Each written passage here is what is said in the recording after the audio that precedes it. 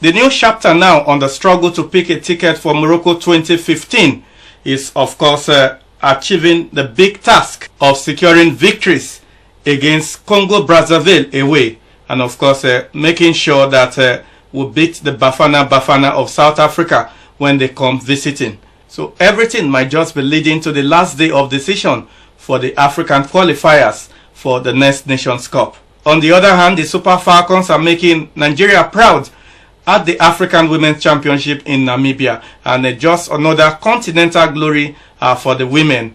We put Nigeria again in the front seat of female football in the continent. This is Hot Sports, and it promises to be another very exciting edition of the program.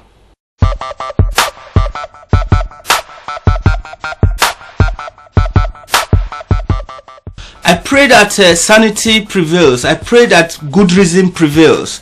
I mean, it's been said over and over again. FIFA regulates international football. And if you want to be in international football, then you must adhere to the regulations of FIFA in all the things that they say. So it means that we need to align our processes back home here, you know, with what FIFA requires of every nation that wants to participate in international football. It's a voluntary thing. If you cannot go by FIFA standards, then you may not be able to participate in FIFA affairs. It doesn't stop you from playing football. You can play football back in your own country. You can do anything you want to do with football in your own country. But if you want to go with FIFA, then the rest of the world is going with FIFA. Somebody asked, if the United States, if Brazil, if England, Italy, big countries are able to follow FIFA regulations, what is wrong with us? Why can't we? But I think that there is a fundamental problem, and the fundamental problem really is it is not possible for us to have two documents to govern football in Nigeria. We have had, and we still do have, the NFA Act 2004 as amended, you know, which is not acceptable to FIFA. By that document, football is a parastatal of the sports ministry, and that document is recognized by Nigerian law. But the contents of that document is not accepted to FIFA, not acceptable to FIFA. What is acceptable to FIFA is the NFF statutes, by which the Congress runs its affairs. Now, these documents exist side by side in Nigeria. And so we have a situation where those who have some level of support from some people in government, they invoke the NFA Acts. And those who are involved in football but do not have maybe sympathy of some people in government, they invoke the NFF statutes. And that's what's acceptable to FIFA. So we go to court in Nigeria, they recognize the NFA Acts, they sack whoever they want to sack by judicial pronouncements, and that judicial pronouncement will not stand by FIFA. So the next day, FIFA says, no, we don't accept that. That is government interference. It is against the statutes of FIFA and the statutes of the NFF. A lot of people who are supposedly elected, along with Chris Giwa, are distancing themselves from that election. Shows you that there's a faction. I'm talking about the likes of Mike Kume, the likes of Anyasiagu, the likes of Deji Tinubu. They are saying that, look, we are not a part of that election, and they all, after the election that took place at Chida Hotel, they showed up at the Bentley at the Bentley Congress, where I hear 40 of the 44 delegates were present. I mean, to name a three-man team. So definitely there's a faction. If an election supposedly took place in the morning and then in the evening, there's a roadmap for another election that will take place on September 4. Definitely there's a faction. If at the time that Chris Giwa, I think it was on Thursday, that Chris Giwa, Ambassador Chris Giwa went to see the minister Nanagogo, and a lot of people are absent. And if you look at the list of those who are present, you and I know only a few of them. Apart from Chris Giwa, who because he owns a team in Jos, because he's a former ambassador, you know him. All the other people, you don't know them. And the people that really matter, in quotes, they are not in that group. And these are the people who are saying that, look, we are not part of that selection. We are looking forward to a properly FIFA recognized election. Well, I mean, it's sad, unfortunate. I'm looking at other negative words too. I've seen that. This is about my 27th year in journalism. I've never seen anything like this. I mean, we thought the Galadima own was, wow, how can this happen to us? After that, the Lulu But even thinking back then and looking at it now, what? But listen, we shouldn't be surprised. It is about greed. Greed. Because you see, I've told people, I said the only solution is simple. It's not about the election alone, whatever. If this happens in another 4 years, it will get worse. If we don't do two things, and the two things to me is this: pass the bill at the National Assembly, let the Nigerian Football Association be on its own to raise money on its own. If the government wants to give money, give it. That's your own problem. The Nigerian National Sports Commission cannot interfere. Because I remember Nigeria's first ban, first FIFA suspension was in 1971. It was a fight between the National Sports Commission and the Nigerian Football Association. So it's been happening since then till now, uncountable times. Let the government gradually remove itself from funding sports, like the normal countries, countries do. You look at England, Germany, Spain, Holland, even South Africa. These countries are their football. The money, 90% of the money comes from the private sector because they trust. Good example, the League Management Committee run by Ondu Karabo, the likes of Shehu Diko. What I mean, with the league club owners are saying no, they want to be on the board. The league club owners, what? They are employees. They are just mere employees of the state governments. They were there for years, ruining everything, not paying salaries. You understand? No club, nothing. Everything that is supposed to be a league does not exist now. The league and sharing heavy money from television rights. It's every money. Sweeping on that. Blackmailing the kind of super sports that is putting more, blackmailing them, not even letting them record sometimes because they want to fix matches. I'm sorry, this is the fact. Now the League Management Committee comes in. Don't forget, people are getting it wrong. League Management Committee illegal. No, look at the FIFA status. The FIFA status says anything that has to do with the league in any country is given, all the rights given to a member FA, which is Nigeria Football Federation now, and they ceded it to the League Management Committee. So they are legal and they are doing everything right. Don't forget, Chris Giwa and what's his name? The man who went to court. The man who's Barry Bote. These two, when the League Management Committee used the FIFA status thing to say, listen, for you to run a club, these are the criteria. If you don't meet it, we won't admit you. These are the two who failed.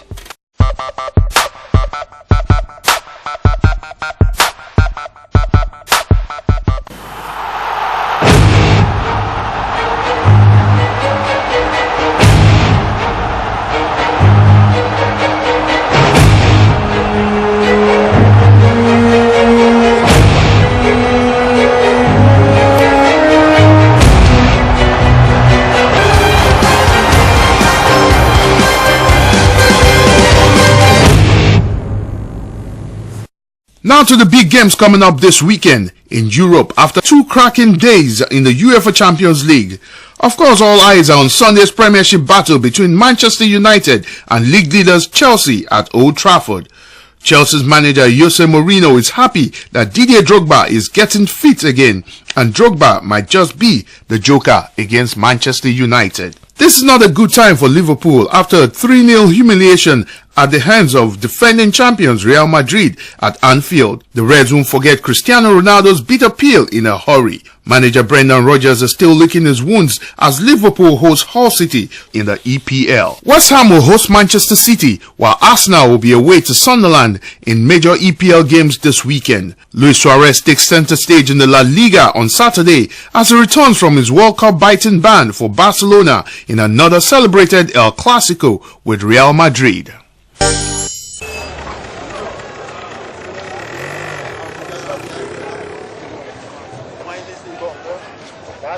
If you're not getting the best from your bank, you need a new bank. Right down the road, right? Oh boy, what is the matter? You don't look like say you a maga. Your bank gonna give you a holla. You see? You need a new bank. Oh boy, your bank not they help you. Now every malam to Inkatu. I don't know why you couldn't accept to. I said you need a new bank. You won't take money from bank, but then go they give you to you. You need a new bank. That's also money that they charge, but they not send you at all. You need a new bank. You want to collect your loan. You want to live in the house of your own. You want to buy ordinary motor. Your bank got the dolly for the eye. You need a new bank. Everybody, on the journey, what can they go? I wanna die, but things are shine. Diamond Bank. Diamond, your bank.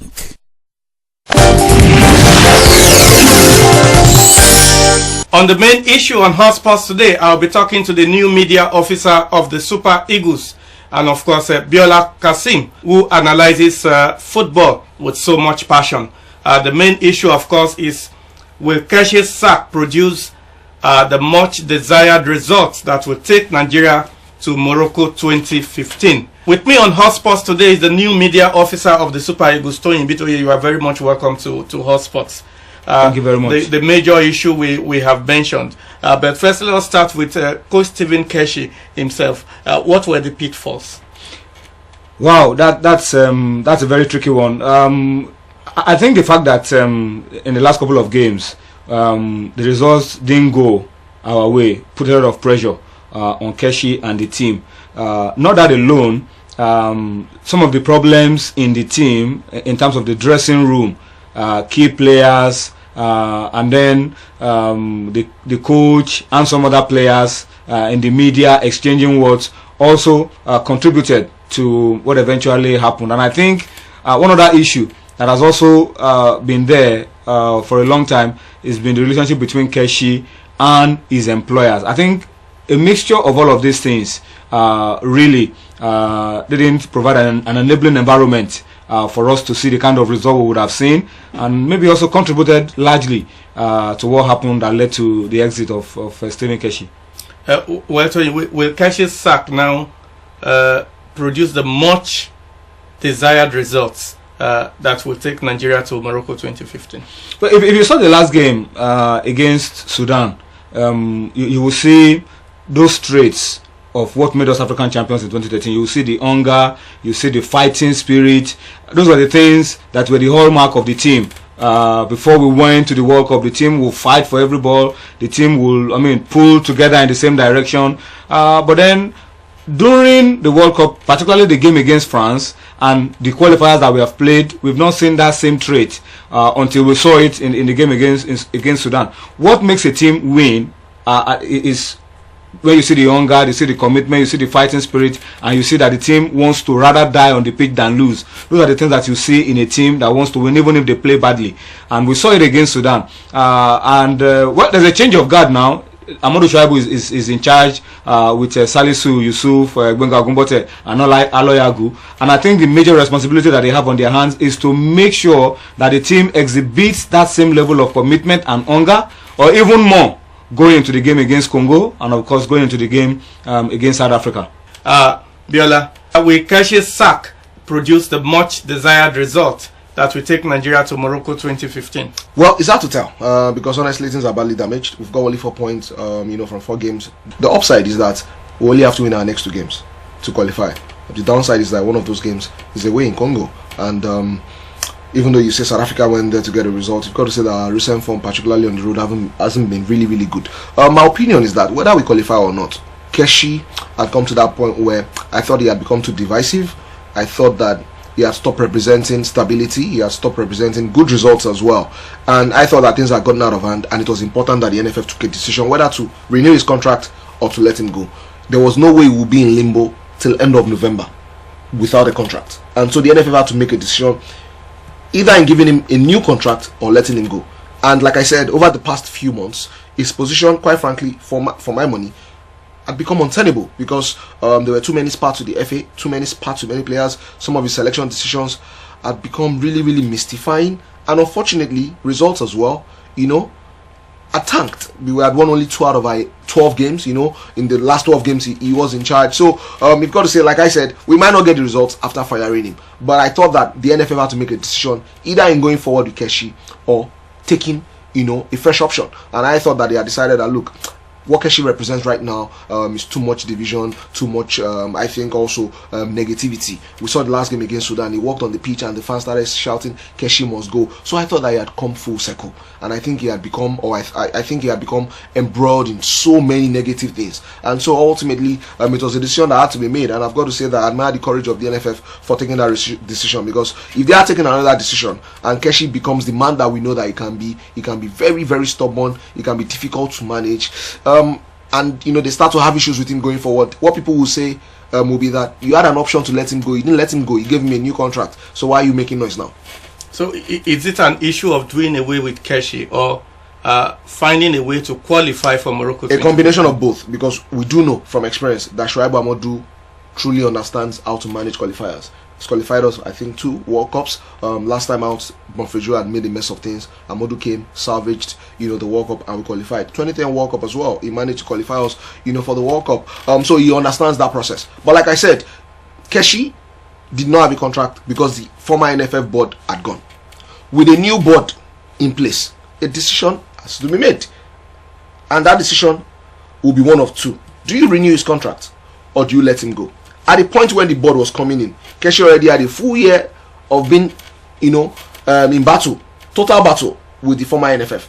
He had a full year of all sorts of selection decisions. He had a full year of, I'd say, poor results as well. So it was always going to be very difficult for the NFF to look at the recent results, look at the conduct of the coach, and give him a new contract. So in some way, Keshi was also unlucky because the new board came in just when results were not going too well for him. But more than anything else, I think that this was the decision made more on Keshi's conduct than Keshi's performances. His performances recently haven't been too good, but we only have to look back to 2013 when he won the AFCON for us to know that he can be a good coach. But I think that after he won the AFCON, I think it became something that was unmanageable for the NFF. And the last thing anybody will want is to have a staff that you cannot control to some extent. Keshi wanted to work for the NFF, but in some way he also wanted to be totally free, or maybe in some cases even above them in certain decisions. So it's unfortunate that things have had to end this way, but I don't think that Keshi also helped his own cause, because why would you have waited till the end of your contract to start to talk about a new contract? What happened was that the former NFF were not very comfortable with his conduct, and they were reluctant to start negotiations with him. Keshi as well, I think, thought that upon the expiration of his contract, he will have a lot of options in terms of jobs, in terms of job offers, and he can either use that as a leveraging tactic or move on to another job. Apparently, the offers he thought were going to come did not come. So it's like I said, it's a bit sad that things have ended this way. But if I were the chairman of this new NFF board as well, I would decide to go a totally different route. I wouldn't go with Keshi as my manager. Well, Tony, we had a situation where we had 12 consecutive games with our striker Emmanuel Emenike not producing any goal. Keshi not giving attention to this area, was it part of a technical area that needed to be addressed in terms of goal scoring? I think that was one of our problem areas. Goal scoring was very difficult for us. If you look at our qualifiers before the World Cup, we were only scoring when Emenike was injured. We were only scoring 1-0, and those goals were always coming very late into the game. At the World Cup, first game we didn't score. Second game we scored a goal through Osaze Odemwege, and then our best performance at the World Cup, the game against Argentina, where we scored 2 very beautiful goals. So goal scoring has been an issue with this team. And Emenike, who is our top scorer and who is the man that everybody believes in to deliver, has also struggled. People have given different reasons for why that has happened. People have they've looked at the supply, because a striker, when you look at Emenike, most of the time it cuts the figure of a frustrated player. He's alone, he drifts to the right, he drifts to the left, there's nobody to finish at the center, because the supply wasn't just there for him. And that was where people feel that was the creative department of the Eagles that had the biggest problem. It wasn't a problem that started with Keshi. It was a problem that had been there before Keshi came. That creative department, Mikel would give you 100% in some games. In some games he will struggle to find his best form, and so that affected the supply that the strikers had in getting goals. But thankfully, in the game against Sudan, we saw Mikel play to his best. You saw the assist that came through, and we scored 3 goals. So that, I think, has been an issue. Not that Emenike is not a good striker. It is the quality of supply and passes that comes from the midfield to Emenike that will determine if he's able to get goals or not. And I think these are the issues that we need to resolve as quickly as possible if we must get the result that we need in Congo and against South Africa. Well, Biola, 12 consecutive games without getting on the score sheet for Fenerbahce striker Emmanuel Emenike. Didn't just get there before the World Cup. Yeah. The last time he scored coming against Ethiopia last year. That Keshi didn't give attention to it. Was it part of the pitfall? Well, it could be, because obviously for you to win football games you need goals. We haven't scored enough over the past 4 games, particularly. In fact, over the past 12 games, we haven't scored a lot of goals. At the World Cup, we struggled for goals. In the qualifiers as well, we've seriously struggled for goals. We didn't score against South Africa away. We didn't score as well against against Sudan. We scored a couple of goals against Congo in Calabar, but by then, things had already gone out of hand. So obviously, the goals are dried up. And Keshi's decision, for instance, to take Shola Miobi, Uchebo, 1-4 to the World Cup without goals for us to see that they got actually score for their clubs or even for the national team was a bit strange. Coming back as well to these qualifiers, we've got players, for instance, I think in my opinion, like Ake Uche, who's doing quite well. He wasn't invited, so Keshi didn't pay attention to goals. I thought over the past 12 games he hasn't particularly watched the trend of results and tried to arrest it. I thought that he was still I'd say and basking in his own seeming omnipotence and a feeling of indispensability, so to speak. Unfortunately, the results caught up with him. Unfortunately, events caught up with him as well. And I think that in many ways, he badly misjudged things. And unfortunately, he has had to pay for his job. So the first thing that Shuaibu Amodu has got to do, like you rightly mentioned, is to figure out how we'll get goals. Because to win the games against Congo and South Africa, we've got to score goals. Quite frankly, 1 goal probably might not be enough, because Congo has shown that they can score goals. South Africa as well have shown that they can score goals. So we probably need a couple of goals or even more to qualify. So they've got to look in the direction of Emenike. If it's something that's not working tactically, if the young man is out of form because not scoring goals as well for his club, then Shuaibu Amodu has got to be brave and make the decisions that will ensure that we'll get goals. Right now, it's not the time to massage players' egos. It's time for us to get results. Finally, Tony, now Shuaibu is on a rescue mission. You are going to be with the team as the media officer of the Super Eagles. Away in Congo and back again in Nigeria against South Africa. What are the chances like? Does it look good sneaking through getting a ticket for Morocco 2015?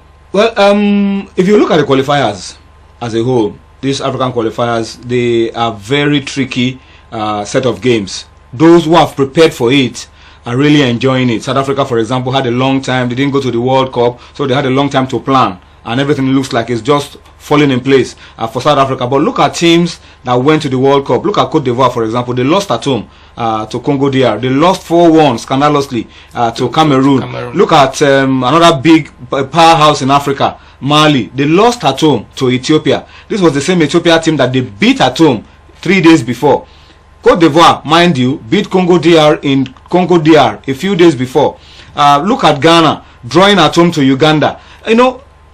Very tight and tricky game. So anything is possible.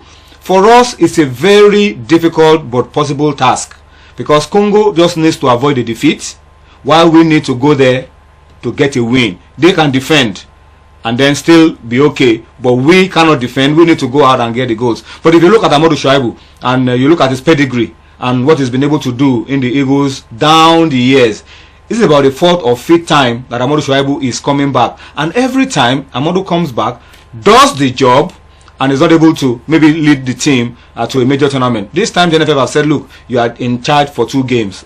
Looking at his experience and looking at those who are going to be backing him, the support coaches that are going to be with him, these are men who understand what it means to be committed, to fight, to give your 100%. I have the belief, I know that if our boys can raise their game and give our 100%, they can beat any team in the world. If Vincent plays to his best, if Ambrose Efe, if Mikel, if Emenike, if Musa, if these guys raise their game, which is what we need against Congo, we can beat anybody. And so Congo will be in trouble in Congo if our boys can play and give 100%. And I'm sure they will give 100% and even more to get the result that we need to be in Morocco. Tony Bitoye, I must thank you so much for being a part of the program. I wish you the best in your new task as the media officer of the Super Eagles of Nigeria. Thank you so much, Ifoma Asusu. Thank you so much for your support as well. Thank you, Tony. See, we didn't set up the chairs as a normal or formal meeting. What we intend is to be, some of you have a right to sit down, some of you have a right to walk around, and if any of them wants to interview you, just talk a little with anybody. Let us close. We want to put everything of the past behind us. They have offended us, and we must build ourselves, see ourselves as partner in progress. So they are all here as our brothers. So please help me to like them so that we can be one. Okay? Feel free with them. Feel free. Thank you. Thank you. Yes. Yes, or anything for you. Feel free. Please.